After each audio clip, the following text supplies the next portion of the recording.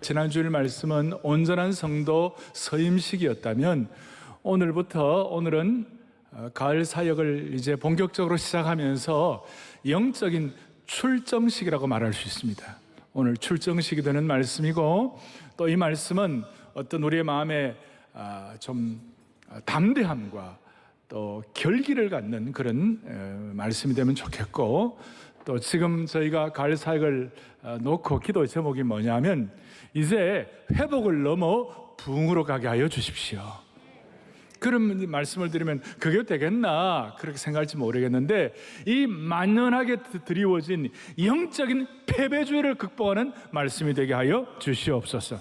왜냐하면 오늘 이 말씀은 제가 여러분들 마음으로 좀 전하고 싶은데요, 지난 여름에 2달 동안 제가 묵상한 말씀 가운데 가장 제 마음속에 와닿은 말씀 중에 하나입니다. 그래서 오늘 시편 91편을 다음 주부터 있을 새판 짜기를 위한 예수님의 비유 말씀 이전에 오늘 이 말씀으로 준비를 하고 다음 주부터 예수님의 비유 말씀 강해를 시작하려고 하는 것입니다. 그래서 오늘 말씀의 제목은 코로나 시대를 극복할 수 있는 약속의 말씀, 부제는 하나님이 우리의 피난처이시고 요새이시다.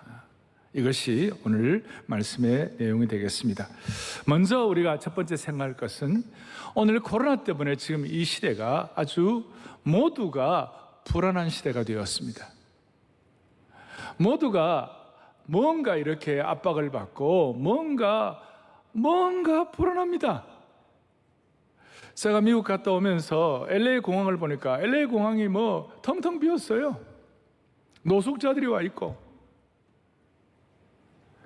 지금 매일 뉴스 할 때마다 15분 이상씩 코로나에 대한 거 얘기할 때에 이 2달 전이나 지금이나 다 똑같아요. 똑같은 일이 계속 반복되는 거예요. 코로나가 아니더라도 우리가 한국 사람이 갖는 압박 지수는 참 커요. 다른 나라에 비해서. 우리는 지금도 휴전 중이죠. 아프가니스탄 이번 사태를 보면서 뭔가 국가적인 안보 상황에 대한 스트레스가 있는 것이에요. 경제도 지금 가계빚, 그 다음 국가빚이 얼마나 지금 급증하고 있습니까?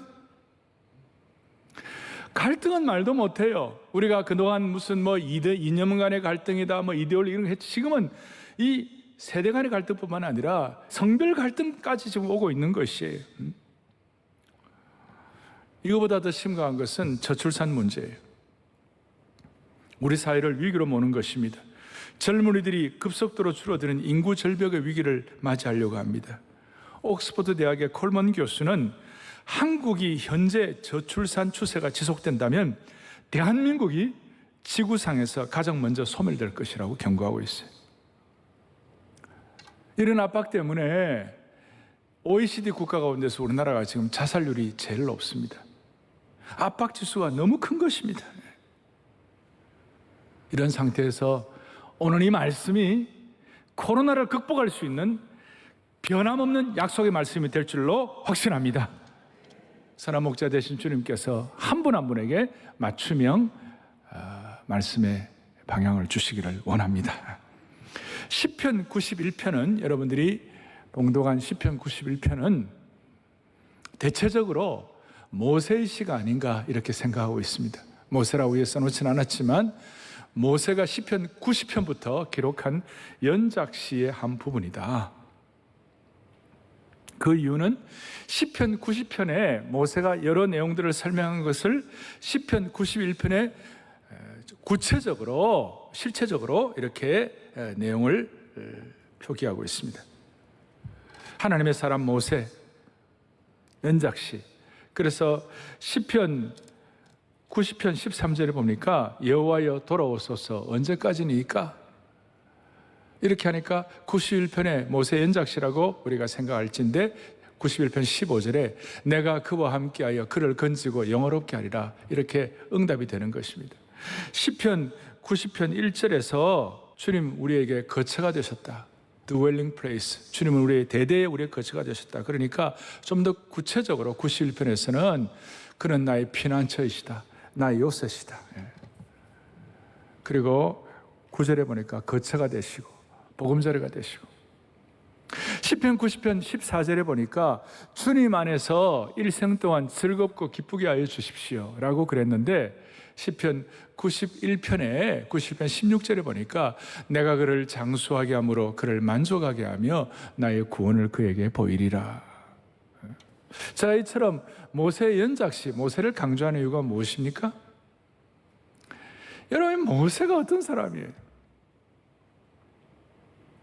모세는 하나님이 주신 그 사명을 안고, 어떤 하나님이 가라고 하니까 에집트로 가고 이스라엘 백성들을 광야로 이렇게 구원해내고, 장정만 60만이니까 200만 명의 그 200여만 명 되는 그 사람들을 매일매일마다 실험하고, 매일매일마다 모세는 매일매일마다 압박을 받는 것이에요. 얼마나 모세가 받는 백성들로부터 원망과 배신과 돌팔매질. 오죽하면 모세가 뭐라고 했어요? 하나님, 내가 이 백성을 낳았습니까? 내가 낳았냐고? 응? 저도 모세처럼 좀 스트레스가 많지 않나 생각이.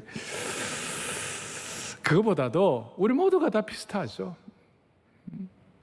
그 광야 가운데서 오늘 이 말씀을 약속의 말씀으로 받고 이 말씀을 체화하면 그 어려운 가운데 모세가 120세까지 완주하고 승리한 것처럼, 그 광야 가운데서도 모세가 사명을 완주한 것처럼, 오늘 우리도 코로나의 광야 가운데서도 우리에게 주신 사명을 완주할 수가 있을 것입니다. 그 약속의 말씀을. 그래서 우리가 이 불안한 세대에 이 코로나의 광야를 완주하기 위하여 우리에게 먼저 필요한 것은 이 약속의 말씀이 여러분과 저의 우리의 생명보험이 돼야 돼요. 무슨 뜻인가 하면 2절 좀 보겠습니다. 2절 5절 같은 말씀인데, 다시 한번, 그는 나의 뭐예요? 피난처시요. 나의 뭐예요? 요새시요. 내가 의뢰하는 뭐예요? 하나님이시다. 피난처요, 요새요, 의뢰하시는 하나님. 내 인생의 수세에 몰릴 때는 하나님 내 피난처가 되시고, 내 인생에 뭔가를 이루려고 할 때는 주님이 나의 요새가 되시고, 그리하여 수세일 때나 공세일 때나 상관이 없이 하나님은 내가 평생 의뢰하는 하나님이십니다. 이것이 시편 90편 1절에 하나님은 나의 거처가 되신다는 말을 구체적으로 표현한 것이에요. dwelling place. 하나님은 나의 거처가 되신다. 그러고 난 다음에 오늘 피난처가 되시고 요새가 되시고 의뢰하는 하나님이시라. 인생의 수세와 공세와 어떤 경우에도. 그리고 피난처와 요새가 되신다 말을 구체적으로 표현한 것이 1절에 이렇게 나와 있어요. 뭐라고 나와 있느냐? 지존자의 은밀한 곳에 거주하는 것. 다른 사람 잘 몰라도 하나님과 나 사이에 그 영적인 그 깊은 은혜의 세계, 은밀한 곳에 거주하며, 그 다음에 중요한 거, 전능자의 그늘 아래 사는 자요. 오늘 이 지존자의 은밀한 곳, 전능자의 그늘, 피난처, 요새, 이것이 저와 여러분들의 말씀을 통한 영적인 생명보험이 된다는 것이에요. 여러분, 보험 들면 좀 마음에 좀 이렇게 안심이 있잖아요. 그런데 특별히 우리의 거처가 된다는 말씀 가운데, 피난처가 되고 요새가 된다는 말씀 가운데 참 이렇게 이해할 수 있도록 설명한 것 중에 하나가 전능자의 그늘이라는 말씀. 전능자의 그늘 아래 산다. 이게 참 와닿아야 돼요. 여러분, 지난 여름은 역대급으로 좀 더웠습니다. 그래서 아주 한낮, 오후 1시, 2시, 3시 이럴 때 그 햇볕 가운데서 그 뜨거운 여름에 걷는 것이 아주 힘들어요.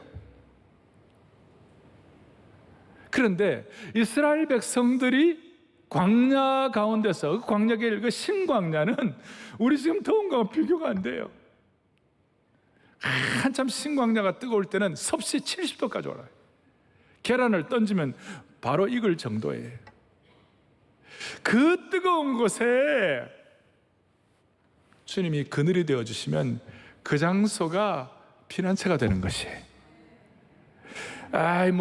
그 더운 곳에 그늘 좀 있다고 좀 나을까? 지금 우리나라는 이 여름에 습도가 강하기 때문에 정말 덥지만 광야 거기는요 습도가 하나도 없어요. 그러니까 아무리 더워도 그늘만 쓰면 산박한 곳이 되는 거예요. 뽀송뽀송한 곳이 되는 거예요.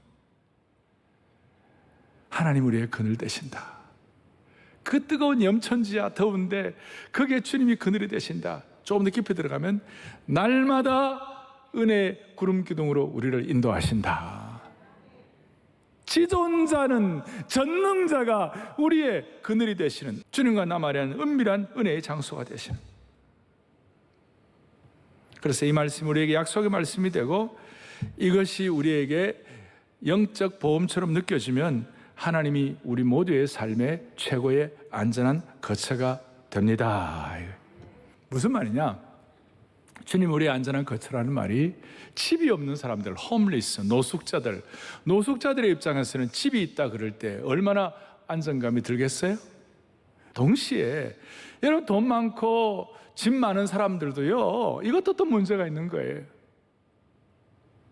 돈이 많아가지고 집이 여러 채가 있고 돈이 많아가지고 전 세계 가는 곳마다 별장이 있고 뭐 이런 사람들, 가진 자들, 이런 분들이라고 지존자가 그늘이 되시고 거처가 되신다는 말이 와닿지 않겠는가? 그렇지 않아요. 사람이 돈이 있어가지고 머리 둘 곳 있고 좋은 집이 많아도요 마음 둘 곳 없는 사람들이 많아요. 강남에 이 비싼데 좋은 집 갖고 살아도 그 마음이 마음 둘 곳이 없는 거예요. 이런 분들이 다, 그래서 그분들에 대한 이런 얘기가 있어요. 온갖 모임에 다 참석하지만 참된 친구가 없고, 집은 여러 곳에 여러 채가 있지만 참된 집이 없다.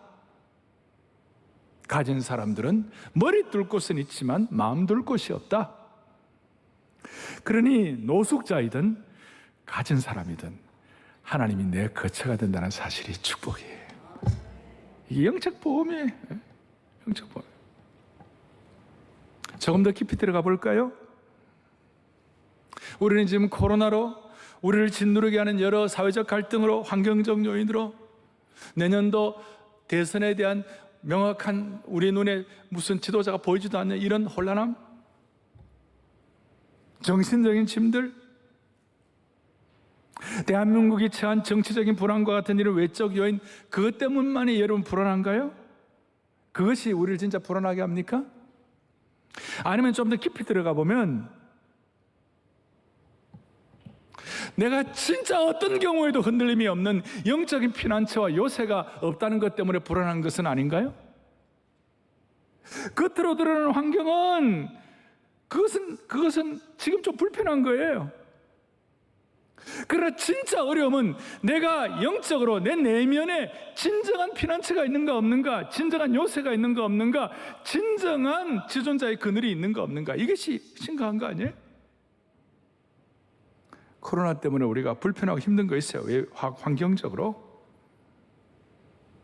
그런데 코로나 때문에 우리가 당장 죽고 사는 건 아니에요.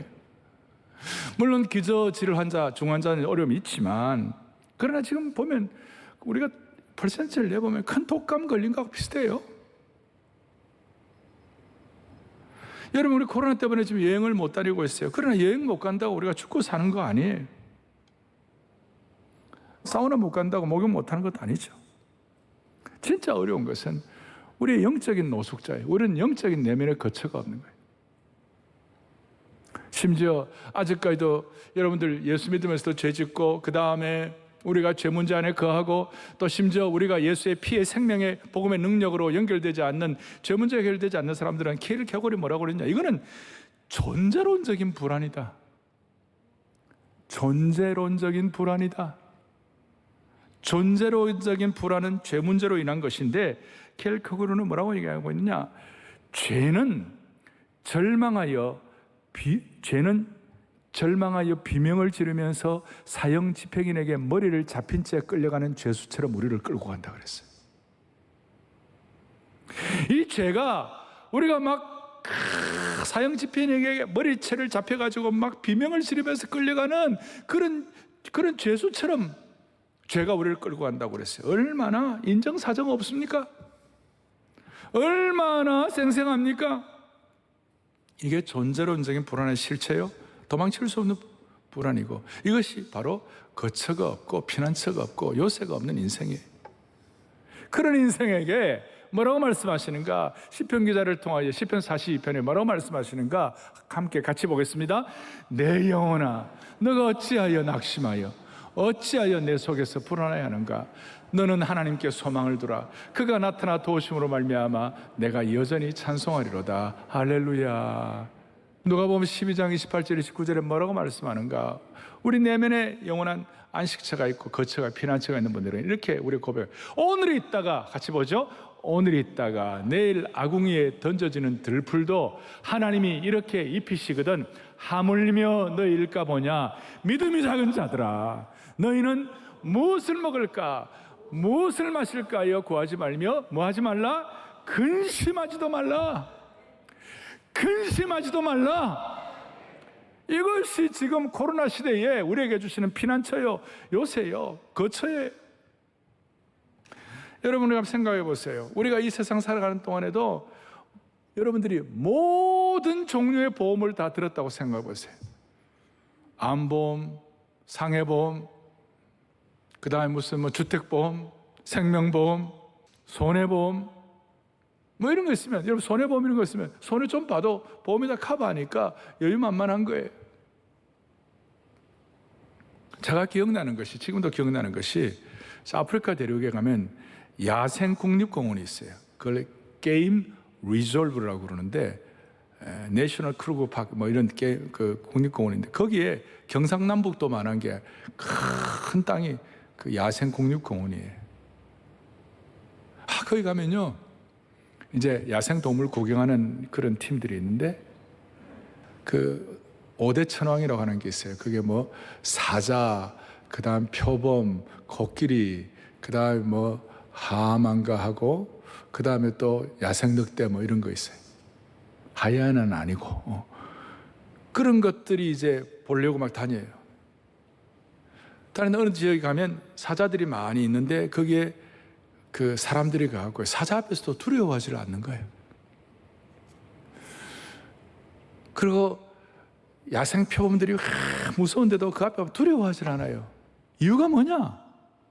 최고로 안전한 야생 사파리 트럭, 그 큰 트럭, 아주 그냥 강력한 트럭, 그게 있으니까요, 사자가 와도 끄떡도 안 하는 거예요.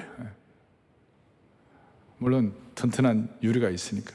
심지어 그 트럭 위에 사자가 올라가도요, 올라가라. 왜 그래요? 그 안전하고도 튼튼한 야생 사파리 트럭이 안전을 보장하는 것이. 오늘 여러분, 우리가 어떤 경우에도 코로나 질병의 이 상황 가운데서도 여러분들이 마음 둘 곳에 있는 안전한 말씀의 보험이 확보되기를 소망합니다. 소망합니다. 심지어 어느 정도 어려운가 하면 3절에 보니까 사냥꾼의 올무, 코로나와 같은 심한 전염병. 5절에 보니까 밤의 공포와 낮에 날아드는 화살. 6절에 보니까 어두울 때 퍼지는 전염병과 밝을 때 닥쳐오는 재앙. 어두울 때 퍼지는 전염병, 어둠 속의 연병, 대낮의 역병. 여러분, 밤에 이 어두움에 퍼질 때 전염병이 왜 두렵습니까? 주로 약탈자는 밤에 찾아오니까. 그 다음에는 보면 역병과 파멸과 놀램과 환난과 독사와 뱀, 이런 것들이 쭉 나와 있어요. 모세는 그 광야 가운데서 실제로 온갖 악한 세력과 공격 앞에 노출되어 있었어요. 오죽하면 새 사냥꾼의 올무와 심한 전염병과 역병이라고 말했겠어요. 신명기 32장 24절에 보니까 모세가 기록한 광야길 가운데서의 그 어려운 형편과 환경이 어떻게 설명되어 있는가 같이 보죠. 그들이 주림으로 쇠약하며 불같은 더위와 독한 질병에 삼켜질 것이라.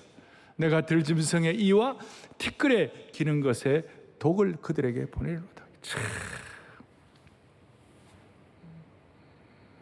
아주 냉혹한 단어들이고 아주 섬뜩한 단어들이에요. 고통스러운 내용들이. 그러면서 이런 여러 가지 낮의 역병들, 밤의 전염병들 가운데서 어떻게 지키실까? 4절 이렇게 해라. 그가 너를 그의 깃으로 덮으시리니 암탉이 병아리를 그의 깃으로 날개로 덮었다. 너가 그의 날개 아래에 피하리로다. 그의 진실함은 방패와 손방패가 되는 줄로 믿습니다. 이걸 다 뭉뚱그려가지고 6절에 뭐라고 얘기하는가? 재앙을 두려워하지 아니하리로다. 우리 저 내용은 평서문처럼 설명처럼 이렇게 되어 있습니다만 사실 히브리어 문법적으로는요, 재앙을 두려워 말라 그 뜻이에요. 명령형이에요. 명령형. 사랑하는 성도 여러분, 오늘 이 예배에 현장 예배와 생중계로 참여하시는 여러분, 우리 모든 성도들, 이 코로나 전염병 역병 시대에 하나님께서 우리 모두를 머리끝부터 발끝까지 지켜주심으로 말미암아 어떤 재앙도 두려워하지 않도록 은혜 주시기를 소망합니다. 3절의 악한 사냥꾼이 결국에는 자신의 덫에 걸리는 완벽한 반전을 보여주고 있어요. 8절 뭐라고 되어 있는가? 이렇게 나와 있어요. 오직 너는 똑똑히 보리라. 악한 사냥꾼들이 악인들의 보응을 너가 보리로다. 7절에 보니까 7절에 1000명이 내 왼쪽에서 10,000명이 내 오른쪽에서 엎드러지나 이 재앙이 내게 가까이 하지 못하리로다. 1000명과 10,000명이 쓰러지는 죽음의 환경 가운데서도 그 상황이 너를 덮치지 못하리로다. 이걸 그대로 믿음으로 받아들이는 것이에요. 우리가 이 말씀 믿고 순종할 때에 하나님은 우리의 방패가 되시고 요새가 되시고 피난처가 되시고 지존자의 은밀한 그늘이 될 줄로 믿습니다. 반전의 역사가 일어난다는 것이, 아까 말한 대로 섬뜩한 단어들, 밤의 공포와 낮의 화살들, 전염병들, 섬뜩한 단어들, 고통의 단어들 대신에 샬롬과 평강이 선포되고 평강의 강물이 흐르고 자신감이 넘치고 기쁨이 있고 크게 외치는 소리가 나타나는 것입니다. 어떻게 이런 대반전이 가능할까요? 압박과 고통, 압박 지수가 어떻게 샬롬의 선포로 나타날까요? 어떻게 이런 불행한 단어들, 섬뜩한 단어들이 기쁨의 찬양으로 바뀔까요? 다시 한번 2절에 우리가 믿는 하나님은 나의 피난처시요 나의 요새시요 내가 의뢰하는 하나님이 되시기 때문에 그렇다. 오늘 다 그렇게 되시기를 소망합니다. 이 말씀 그대로 우리 조금도 애누리 없이 그대로 우리의 것으로 말씀이 우리를 보아주시기를 소망합니다. 소망합니다. 그래서 이런 것들 때문에 하나님이 이런 겉으로뿐만 아니라 영적으로도 주님이 우리를 지켜주시기 때문에 예수 믿는 사람들에게는 세상적인 어떤 미신이다, 세상적인 어떤 영적인 잘못된 기운이다, 어떤 세상적인 어떤 귀신의 역사다, 이런 것이 감히 범접하지 못하는 것이에요. 예수 믿는 사람들에게는 점괘가 통하지 않는 줄로 믿습니다. 예수 믿는 사람들에게는 점괘 나타나지도 않고, 또 예수 믿는 사람들은 점이 맞아도 안 돼요. 예수 믿지 않는 사람들은 날마다 길이를 택하고 일진을 봐야 되는데 오늘의 운세를 봐도 우리는 그 아무런 상관이 없어요. 예수 믿지 않는 사람들은 그렇게 길이를 택하고 일진대로 하지 않으면 사고 난다고 생각하고, 실제로 또 영적으로 귀신이 역사하면 그런 어려움들이 많아요, 사실. 그런데 그리스도인들은요, 예수 믿는 사람들은 어떤 무속학자, 민속학자가 그렇게 설명을 했어요. 예수 믿는 사람들은 자유하다. 참 신앙인들은 자유하다. 어떻게 자유하냐? 예수 믿는 사람들은 아무 때나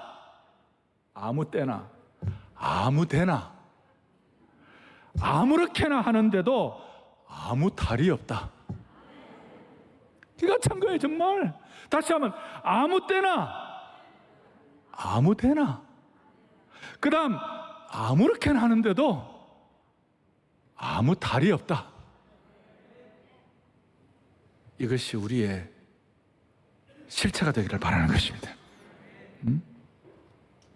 그래서 참된 기독교 신앙을 가지면 그가 속한 문화권 속에서 무서워하던 모든 영적인 세력들, 무슨 귀신의 역사, 무슨 점괘, 용한 점쟁이, 그리고 금기사항, 이런 거 다 없어지는 거예요. 그런 거 상관이 없는 거예요.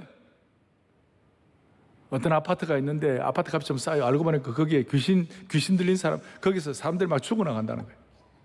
예수 잘 믿는 사람들이 값 싸게 들어가고 잘 살아요. 그러니까 다시 한번 하나님이 나의 피난처가 되시면 소위 이 세상의 신적인 권위를 대신하는 모든 영적 세력들을 비신화화시킨다. 이게 좀 신학적으로 제가 어려운 얘기인데 아마 여러분들 이걸 잘 확인하세요. 하나님이 나의 피난처가 되시면 신적인 권위를 대신하는 모든 영적 세력들을 비신화화라는 말은 잘못된 모든 금기, 신비주의 이것부터 미신이나 다 자유롭게 자유를 선포한다는 것이. 비신화화라는 말, 신화라는 말은 mythologization인데 비니까 그거 아니다. demythologization. 예를 들어서 운동선수들 땀절인 운동화를 계속 신어야 된다 해가지고 냄새나는 신발, 그 다음에 수염을 깎으면 안 된다 하고 수염 계속 기르고 말이지. 근데 예수 믿는 사람들은 그거 다 수염 다 깎고 나가고 새 신발 신고 나가 상관없고, 이제 수능을 앞두고 있는데 수능 앞에는 미역국 먹으면 안 된다 그래. 미역국 잘 드셔도 돼요.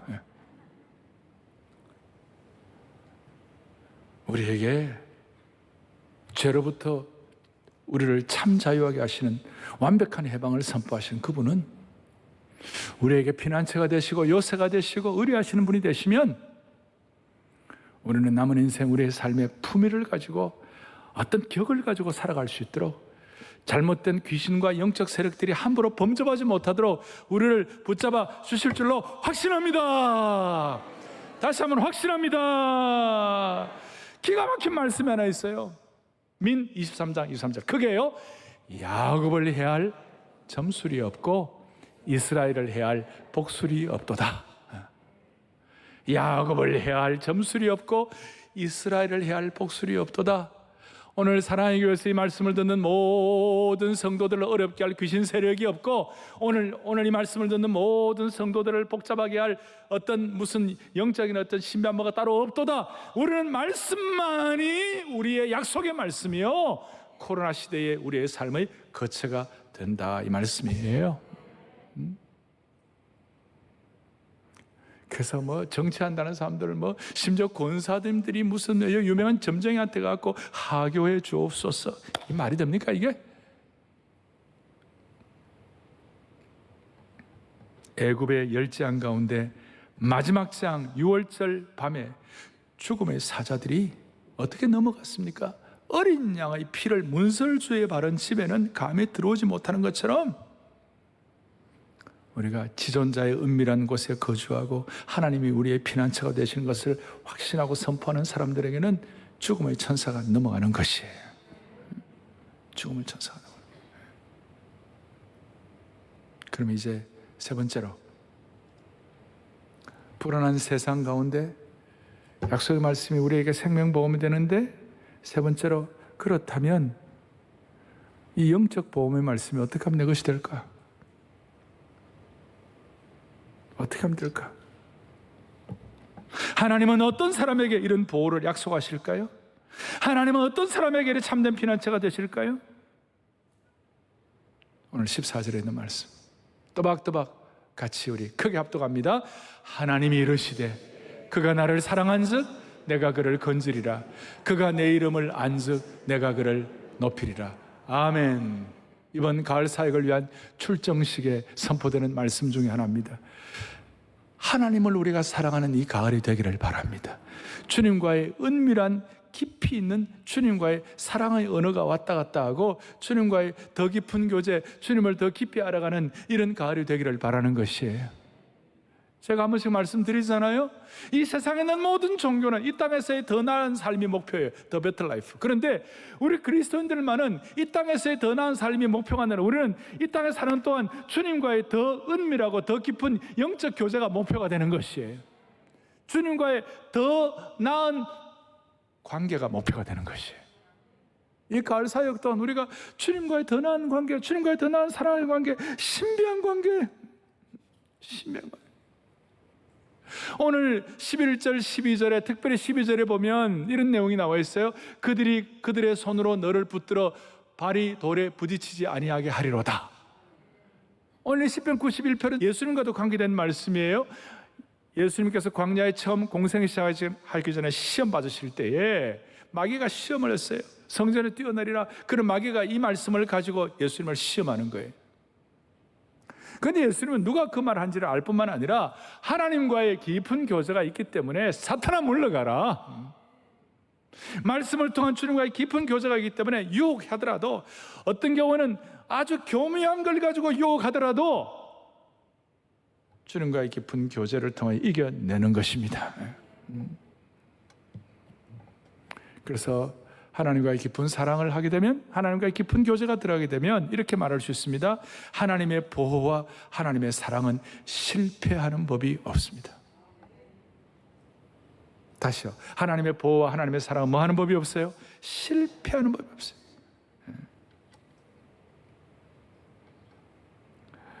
우리의 환경적 상황은 우리가 원하는 대로, 우리가 바라는 대로 다 안 될 때가 많이 있어요. 우리가 기대하는 대로 안 될 때가 많아요. 그러나 한 가지 분명한 것은 주님은 나를 사랑하시고 내 모든 형편 가운데 주님이 내 거처가 되시고 내 피난처가 되시고 내 요새가 되는 걸 우리가 확실하게 선포하기 때문에 주님과의 사랑의 관계에 있어서 주님이 우리를 다 알고 계시는 줄로 믿습니다. 그래서 저는 따라하겠습니다. 하나님의 사랑은 실패한 적이 없다. 우리를 향한 하나님의 사랑은 실패한 적이 없고 동시에 또 주님을 향한 우리의 사랑은 주님과의 더 깊은 교제를 함으로 말미암아 우리로 하여금 피난처, 요새, 의뢰하는 것 되는 걸 늘 실감하도록 만들어 주실 것입니다. 그래서 주님과의 사랑의 높은 수준의 고백이 하나 있어요. 그것이 뭐냐면 오늘 14절부터 16절이에요. 14절, 16절 아까 읽었지만 14절 하나님이 이르시되 그가 나를 사랑한즉 내가 그를 건지리라. 그가 내 이름을 안즉 내가 그를 높이리라. 15절 16절 같이 보죠. 그가 내게 간구하리니 내가 그에게 응답하리라. 그들이 환난 당할 때에 내가 그와 함께하여 그를 건지고 영화롭게 하리라. 16절도 함께 내가 그를 장수하게 함으로 그를 만족하게 하며 나의 구원을 그들에게 보이리라 하시도다. 아멘. 놀라운 말씀. 주님과의 깊은 사랑의 은밀한 정말 거룩한 로맨틱한 그것이 있는 사람들에게 하나님 주시는 참 약속의 말씀이요. 우리가 저것을 날마다 선포할 때 하나님께서 이 코로나 가운데서도 말씀으로 여러분들을 앞서 보호해 주실 것입니다. 제가요 14절부터 16절까지 저 내용다 그란 말이 있잖아요. 저 그란 말에 제 이름을 넣어보았더니 막 감동이 되고 가슴이 울컥하는 거예요. 이 시간 여러분들도 저 그에다가 제가 땡땡땡 넣을 테니까 저기다가 여러분 이름을 또박또박 넣어가지고 크게 한번 해보세요. 하나님께서 코로나 시대에 오늘 놀라운 요새와 피난처의 역할을 해 주실 것입니다. 같이 우리 또박또박 주님 사랑하는 마음으로 크게 주님 사랑하는 자가 더 나은 관계를 소망하는 자가 할 수 있는 고백을 크게 하겠습니다. 14절 하나님이 이르시되 오정현이 나를 사랑한즉 내가 건지리라. 오정현이가 내 이름을 안적 내가 너를 높이리라. 계속 내가 내게 간구하리니 내가 너에게 응답하리라. 너가 환난 당할 때 내가 너와 함께하며 너를 건지고 영화롭게 하리라. 16절 내가 너를 장수하게 하므로 너를 만족하게 하며 나의 구원을 너에게 보이리라 하시도다. 아멘. 정말 이게 여러분들의 고백이 되기를 원하는 것입니다. 여러분들이 100세 될 때까지 주시는 생명보험입니다.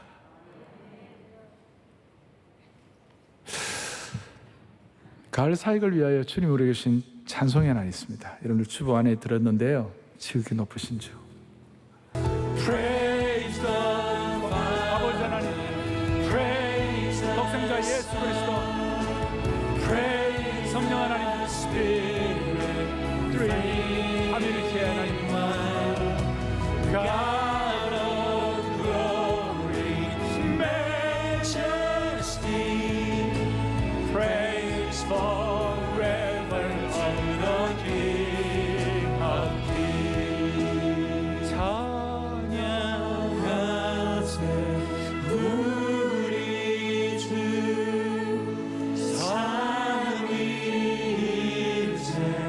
하나님 지극히 높으신 주 영원토록 찬양합니다.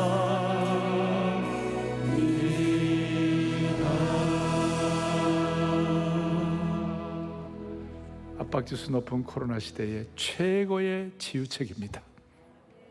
이 말씀이 여러분들의 약속의 말씀인데요, 평생을 보호해 주시는 은혜가 있기를 소망합니다. 가슴에 손을 얹겠습니다. 주님, 오늘 이 말씀이 약속의 말씀이 되게 하여 주옵소서. 이 말씀을 통하여 우리 온 성도들이 평생 거룩한 영적 보험을 가지고 주님만 사랑하고 주님 사랑하는데 선봉장들로 삼아 주시옵소서.